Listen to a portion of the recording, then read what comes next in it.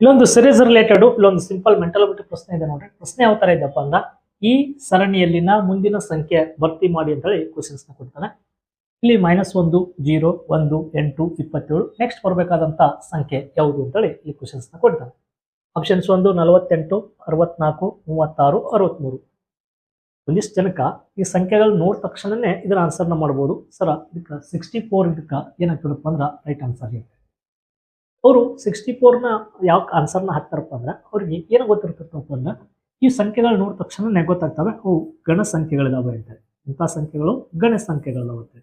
ಹಾಗಾದ್ರೆ ಕ್ಯೂಬ್ ನಂಬರ್ಸ್ಗಳು ಅಥವಾ ಗಣ ಸಂಖ್ಯೆಗಳಂದ್ರೆ ಏನು?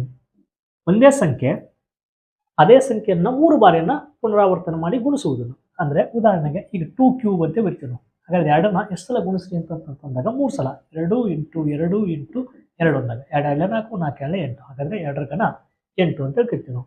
ಅದೇ ರೀತಿಯಾಗಿ ಇಲ್ಲಿ -1 ಇದಪ್ಪ ಅಂದ್ರೆ -1 ಕ್ಯೂಬ್ ಅಂತ ಕರಿತೀವಿ. -1 ಎಷ್ಟು ಸಲ ಬರುತ್ತಲ್ಲ? 3 ಸಲ. -1 -1 ಅಂದ್ರೆ ಯಾವುದೇ ಸಂಖ್ಯೆನ ಒಂದ್ಸಲ ಒಂದರಲ್ಲೇ ಗುಣಿಸಿದ ಒಂದೇ ಬರ್ತದ. ಹಾಗಾಗಿ ಬೆಸ್ ಸಂಖ್ಯೆ ಇರೋದ್ರಿಂದ ಅದು -1 ಬರ್ತದ. 0 ಕ್ಯೂಬ್ ಅಂದ್ರೂ ಕೂಡ ಅದು 0ನ ಎಷ್ಟು ಸಲ ಗುಣಿಸಿದ್ರು 0ನೇ ಬರ್ತದ. 1ರ ಕ್ಯೂಬ್ ಅಂದ್ರೆ 1ನ ಎಷ್ಟು ಸಲ ಗುಣಿಸಿದ್ರು ಒಂದೇ ಬರ್ತದ. 8 ಅದಪ್ಪ ಅಂದ್ರೆ ಇದು 2ರ ಕ್ಯೂಬ್. ಇನ್ನೇ ತೋರಿಸಿದೆ ನಾನು 2ರ ಕ್ಯೂಬ್. 2ನ್ನ 3 ಸಲ ಗುಣಿಸಿದಾಗ. ನೆಕ್ಸ್ಟ್ 3ರ ಕ್ಯೂಬ್ ಇದೆ. 3ರ ಕ್ಯೂಬ್ ಎಷ್ಟಿದೆಪ್ಪ ಅಂದ್ರೆ 27. 3 3 9 9 3 27. ಹಾಗಾದ್ರೆ ನೆಕ್ಸ್ಟ್ 3 ಆದ್ಮೇಲೆ 4. 4ರ ಕ್ಯೂಬ್ ಎಷ್ಟಪ್ಪ ಅಂದ್ರೆ 64. ಹೀಗಾಗಿ ನೀವು ಆನ್ಸರ್ಸ್ ನ ನೋಡ್ಬೋದು.